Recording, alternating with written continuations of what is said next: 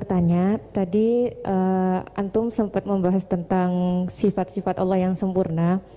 Beberapa hari yang lalu ada teman saya yang tanya ke saya, Mbak Nafilah, kebetulan anak ini memang baru hijrah gitu ya, baru belajar Al-Quran, baru baca-baca. Dia tanya, Mbak Nafilah, Allah itu boleh nggak disifati sama sifat yang mohon maaf kurang baik seperti makar, penipu atau yang lain, karena Allah kan sangat sempurna. Dan dia kebetulan waktu itu dia lagi menyebutkan ayatnya ke saya yang wayamkurullah wayamkuruna gitu. Wa makaru wa makarullah wallahu khairul makirin wa hum la yash'urun. Nah di situ dan di surat Al-Anfal juga ada ayat yang tentang Allah itu sebaik-baiknya tipu daya gitu, mempunyai tipu daya yang sebaik-baiknya. Nah itu kan menunjukkan kalau Allah itu punya sifat tipu daya. Jadi dia waktu itu agak ngotot ke saya, berarti Allah juga bisa dong disifatin sama sifat yang jelek-jelek yang seperti itu Mbak Nafila gitu katanya. Menurut antum itu gimana? Saya juga masih belum jawab sampai sekarang pertanyaannya teman saya itu, karena saya masih bingung gitu.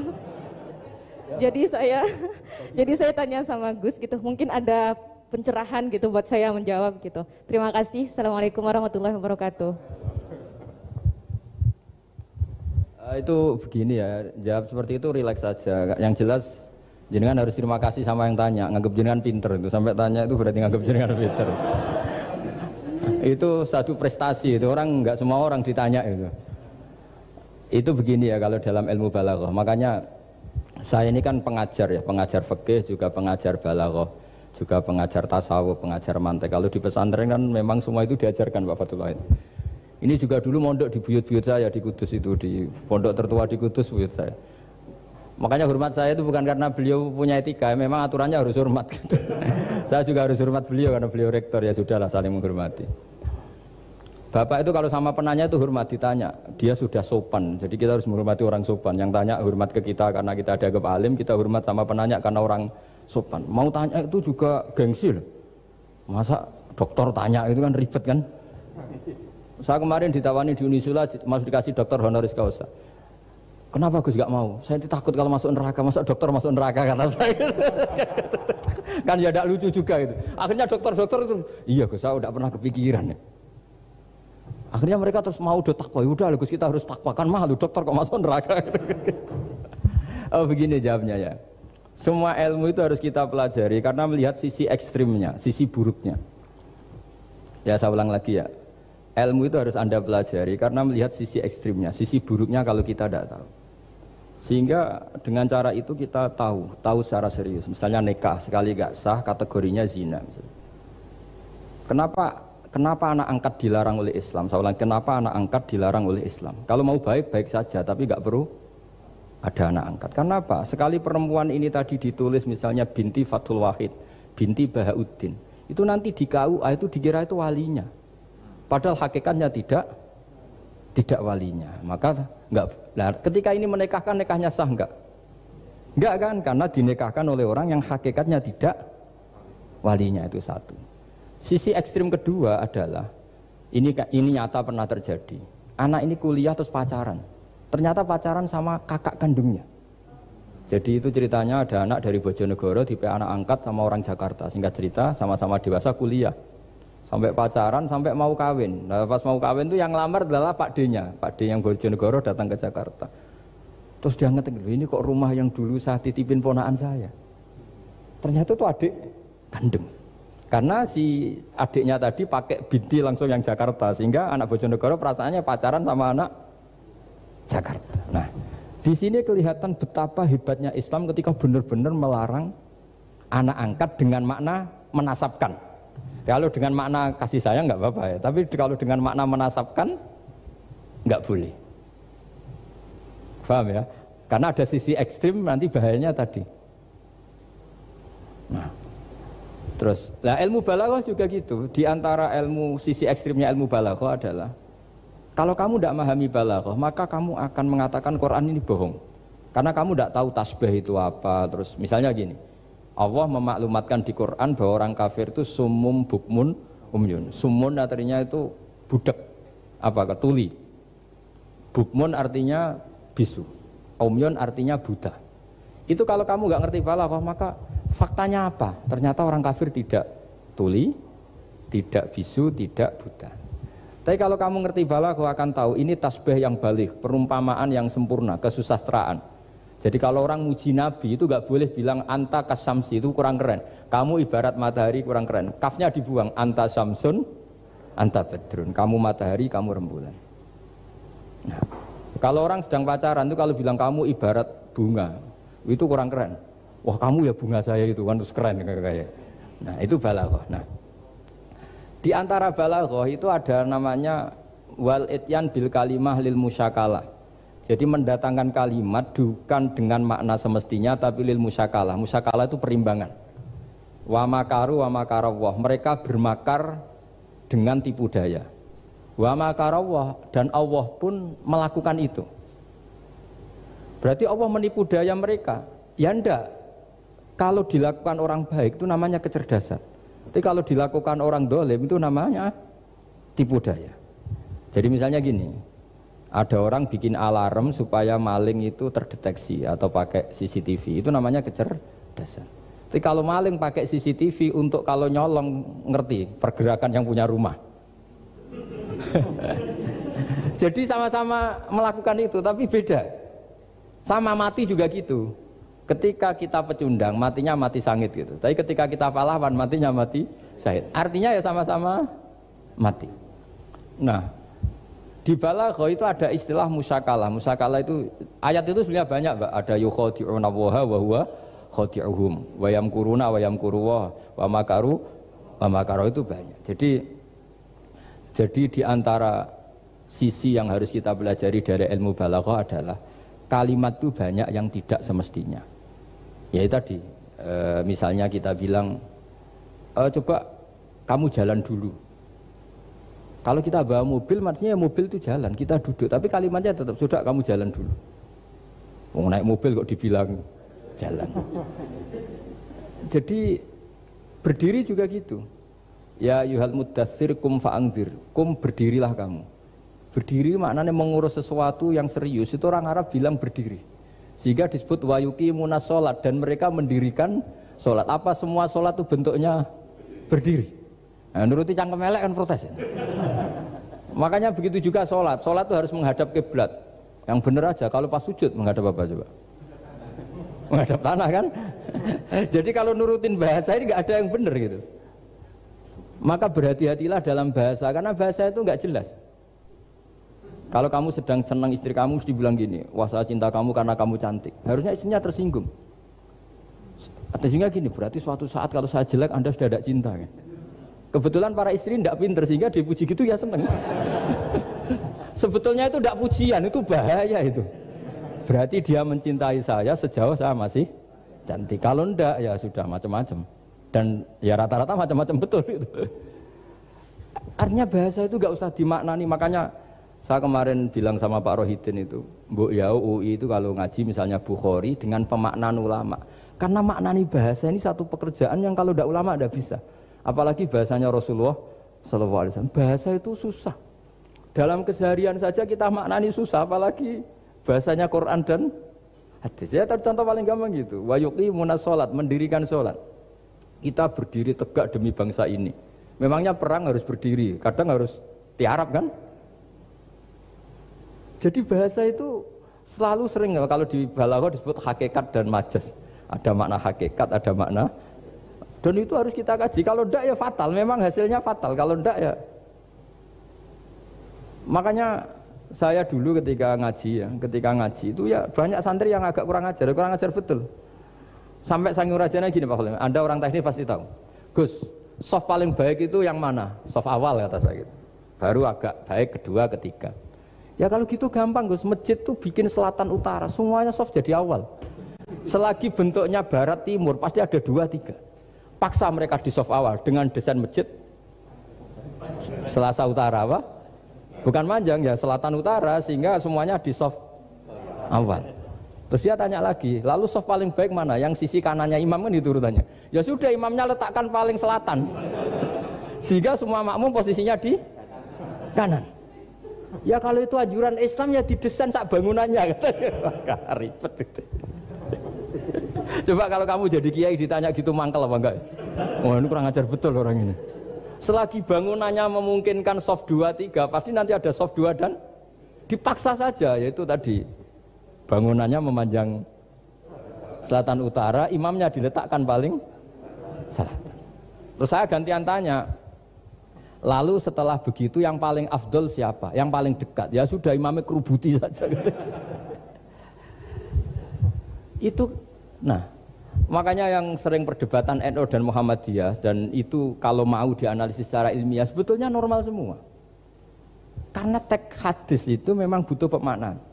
Nabi, saya beritahu ya, Nabi itu kalau habis sholat itu memang di semua teks itu akbala ali nabi wajih. Saya sering ketemu tokoh-tokoh Muhammadiyah ya baik-baik saja, ketemu tokoh NU ya baik-baik saja, karena ini masalah teks. Saya ulang lagi, karena Rasulullah SAW idan sorofa min sholatihi akbala ali nabi wajih. Nabi setelah sholat itu menghadap ke musolli, ke makmum, kira-kira kalau Indonesia menghadap ke timur.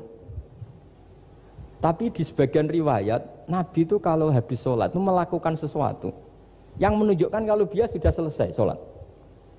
Jadi filosofinya itu yang penting memaklumatkan kalau beliau sudah sholat. Karena dulu itu begini, Nabi itu kan tokoh sentral ya, beliau akramul kholqi, beliau sayyidul anbiya wal mursalin. Sehingga orang tuh kadang lari itu dari jarak 7 kilo, 6 kilo, 7 kilo lari supaya menangi sholat bersama Nabi. Nah, ketika mereka jadi posisi masbuk itu tertinggal oleh imam. Kalau Nabi posisi tetap menghadap ke barat dengan posisi orang sholat, nanti yang baru datang ngira Nabi masih sholat. Dan kalau kadung makmum ternyata Nabi sudah selesai. Itu sholatnya namanya nggak sah. Karena apa? Mengikuti orang yang hakikatnya sudah ada sholat. Terus semenjak itu jadi ilmu, maka kesunatan bagi imam setelah salam harus memaklumatkan ke hadirin kalau sholatnya selesai. Itu bisa dengan gerakan menghadap ke makmum atau menghadap ke utara atau apalah pokoknya, yang penting jangan rokokan lah misalnya itu. Ya pokoknya itu aja disarah-sarah. Ini cerita pendapat ulama, bukan pendapat saya. Jadi segampang itu ulama. Sehingga ya orang-orang yang alim dari kelompok Muhammadiyah yang lihat NU yang begitu ya biasa, yang alim melihat Muhammadiyah gitu ya biasa. Karena kita ini masalah teks. Apa? Masalah teks. Teks itu mesti orang akan memaknai secara proporsional. Saya berkali-kali menyontohkan kemarin ngaji di Ulil Albab. Wa ma min amin illa wa yukhayyalu takhsis. Tidak ada kalimat umum kecuali terbayang khususnya. Enggak boleh kalimat selalu umum. Misalnya saya contoh paling gampang itu tadi. Cung nak melaku jo plengaan itu. Kalau jalan jangan toleh kanan toleh itu. Semua ilmu adab pasti begitu. Tapi kalau di jalan raya tetap enggak melengak. Tapi itu enggak diutarakan oleh orang tua kita karena anak ini pasti paham lah kalau mau nyebrang jalan ya harus. Tapi kalau kita nasihati kan tetap, Cung kalau jalan-jalan jangan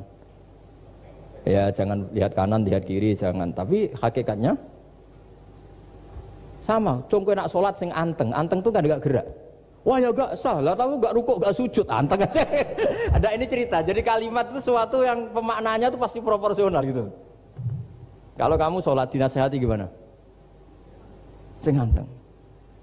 Ya sholat kalau anteng sah enggak kira-kira? Enggak sah kan berarti enggak rukuk, enggak sujud kan anteng aja diam aja. Ya sama, saya berkali-kali nyontohkan istri kamu kalau sedang baik dengan kamu, sudahlah Pak, kamu ingin apa saja tak dukung. Bilangnya apa saja. Tapi kamu jawab, saya ingin poligami. Wah, perkara itu. Padahal bilangnya apa saja. Maksudnya kecuali itu kan gitu. Nah, ya makanya ini cerita lah. Quran itu ada sekian kalimat yang maknanya itu proporsional. Seperti wa makaru. Jadi misalnya gini ya, contoh paling gampang yang populer. Nabi di Gua Thur. Gua Thur itu ya gua Arab ya. Kedalamannya enggak banget dalam. Terus Allah merekayasa itu dengan cara ada laba-laba yang masang jaringnya di situ. Terus ada burung dara yang di situ. Itu ya disebut makruh, rekayasa Tuhan. Tapi orang pasti sepakat itu namanya kecerdasan. Karena orang kafir yang mengklaim dirinya cerdas, dirinya terlatih, dirinya ahli mendeteksi musuh, ternyata hanya ditipu seperti itu, nggak tahu. Nah karena ini pekerjaan kesalehan disebut kecerdasan. Apa disebut? Tapi andaikan sebaliknya, nyuwun sewu, ada orang lari dari kejahatan, terus merekayasa seperti itu disebut rekayasa karena bentuknya kejahatan. Jadi ada sesuatu yang sama, tapi ketika dilakukan orang soleh itu baik, karena nanti itu disebut kecerdasan. Kalau dilakukan orang dolim itu buruk, karena itu disebut rekayasa. Ya kira-kira seperti itu. Baik, mohon izin satu lagi Ustaz dari komentar YouTube dari Bapak Kristiano Sulistianto. Gus, bagaimana dengan orang bodoh yang dijadikan sebagai pemimpin? Bagaimana dengan pertanggungjawabannya? Sekian Ustaz. Begini ya, kalau bodoh dengan makna kita ini kan biasa mengkaji Quran ya, terutama kita yang di pesantren, yang dosen VAI atau siapa saja yang nekuni ilmu Quran.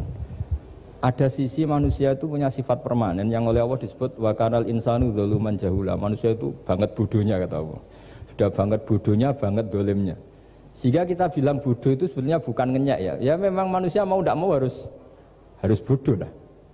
Teorinya gampang, yang perlu diketahui itu kan banyak. Toh kita harus dititipi ilmu hanya sedikit. Dari yang banyak tahu sedikit itu namanya apa coba? Bodoh kan? Jadi sifat bodoh itu tidak perlu kita hindari banget. Mbok kita sudah alim, sudah alama, sudah apalah, tetap ada saja yang kita tidak tahu kan? Lalu pertanyaannya, gimana kalau orang bodoh itu mimpin? Bodoh apa? Kalau bodoh tentang uang ya bagus. Makanya Nabi pernah ngintikan aksaru ahlil jannah al-bulhu. Nanti penduduk surga terbanyak itu orang-orang bodoh. Misalnya ada rektor, menteri, pejabat, gak pernah korupsi. Itu teman-temannya bilang pinter apa bodoh? Teman yang kroni itu bilang apa? Bodoh kan, punya kesempatan, tidak diambil. Itu namanya bodoh. Tapi kalau malaikat bilang ini pinter gitu, karena bisa mengendalikan apa? Nafsu. Nah, makanya kalau pertanyaannya gimana hukumnya orang bodoh yang mimpin? Bodoh apa? Kalau bodoh cara mimpin ya memang keliru betul. Wong bodoh cara mimpin kok tetap mimpin. Tapi kalau dia bodoh, nggak tahu caranya korupsi, nggak tahu caranya selingkuh, nggak tahu caranya nggak bener, itu ya pinter itu.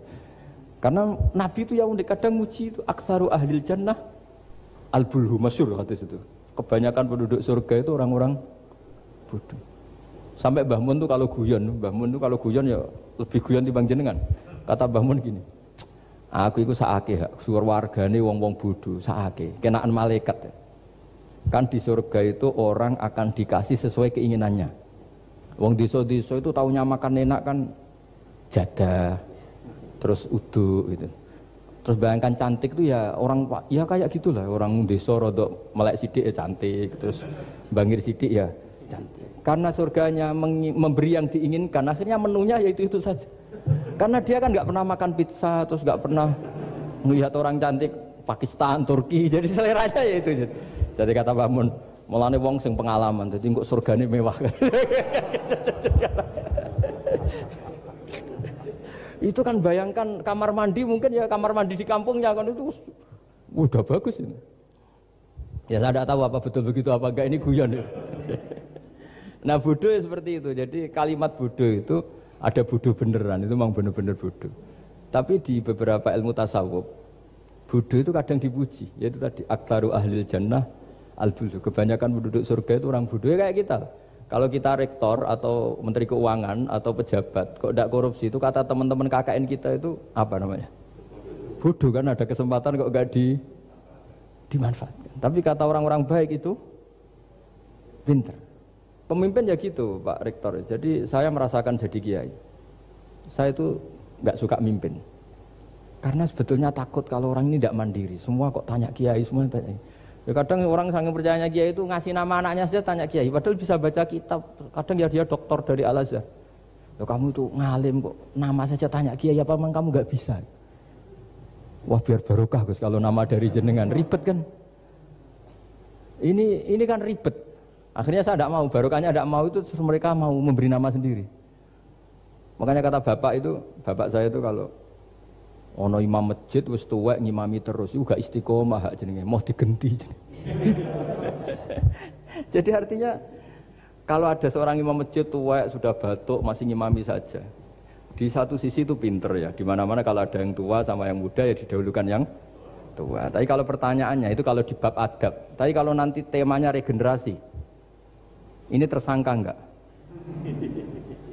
Ya saya ulang lagi ya, ada imam tua sudah batuk-batuk. Kalau temanya akhlak dibenarkan, di mana-mana kalau ada yang tua yang jadi imam ya tua. Tapi kalau temanya regenerasi, Tersangka kan dia. Lah ini lainnya gimana ini kok nggak regenerasi? Artinya gini, makanya saya bilang kalimat bodoh beneran apa bodoh yang relatif nisbi. Jadi manusia itu seperti itu, makanya disebut wakanal insanu zaluman jahulah. Di bab adab dia benar jadi imam, tapi kalau babnya regenerasi salah. Makanya kalau jadi pemimpin berkali-kali, makanya benar Indonesia dibatasin 2 periode. Harusnya kalau teori pengalaman, benar mana presiden ketiga sama kedua? Benar ketiga kan lebih punya pengalaman. Tapi kalau dibalik, pakai teori regenerasi, memangnya orang Indonesia hanya dia tok yang bisa jadi presiden? Tapi kalau pertanyaannya, yang belum pernah jadi presiden sama yang pernah jadi presiden, kira-kira mimpinnya tahu mana? Ya kalau yang manusia itu bisa dibolak-balik gitu. Makanya saya berkali-kali bilang agama yang urusan sosial itu tidak ada pakemnya. Gimana hukumnya orang soleh berteman orang fasik yang dugem yang apa? Buruk. Nggak boleh orang soleh berteman orang fasik, takutnya ketularan. Tapi kalau dibalik, boleh nggak orang soleh membina orang fasik? Boleh, bisa bina kalau berteman. Kamu bisa bina orang tanpa berteman? Nggak bisa. Tapi kalau pertanyaannya, boleh nggak orang baik berteman orang buruk? Nggak boleh kan? Takut terkontaminasi. Tapi kalau dibalik, boleh nggak orang baik membina orang buruk? Boleh, bisa bina kalau berteman. Boleh nggak berteman sama orang buruk? Jadi makanya di sini ini kalau sudah sosial itu ada muktadul hal namanya kalau dalam pesantren itu. Konteksnya apa? Apa? Konteksnya apa? Makanya sekarang ada Covid itu juga gitu. Wah ini enak copet itu. Polisi nggak boleh nangkap, jaga jarak Pak. Jadi kalau nyopet ya sekarang, kalau maling sekarang. Kalau mau ditangkap saya positif. Itu kan ribet kan itu. Jadi, itu betul benar nyata. Saya kan punya santri polisi banyak Pak. Kemarin saya ke Semarang cerita. Yang cerita itu reskrim dia kasat. Itu cerita. Kemarin tuh ada Gus maling sudah ditangkap lepas. Itu yang jenis positif. Itu gak ada yang berani nangkep itu. Jadi polisi hanya ngepung tok. Bingung gitu. Polisi ya takut mah positif orangnya. Dikepung, pokoknya kalau lari tembak sambil nunggu tim APD yang lengkap baru ditangkap. Ya saya kira doi.